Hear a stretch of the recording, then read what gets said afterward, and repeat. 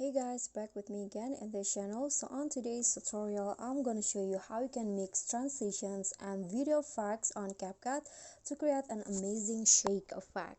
So here I prepared three videos for the shake edit.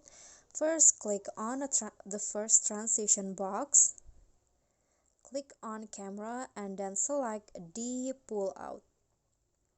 Okay, set it all the way like this, click on the check icon, and next for the second transition box, still go to the camera and now select the pull in.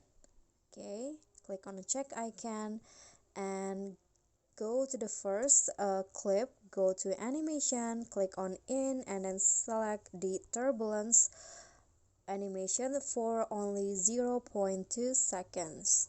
Click on a check icon and now go to the video effects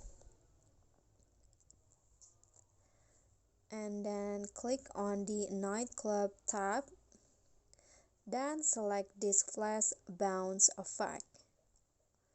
Adjust the blur into 0 and now just click on the check icon and here you are done with the shake effect. Okay guys, so that's all from me. Thank you guys so much for watching. Don't forget to like, comment, subscribe and also click on the thanks below. Bye.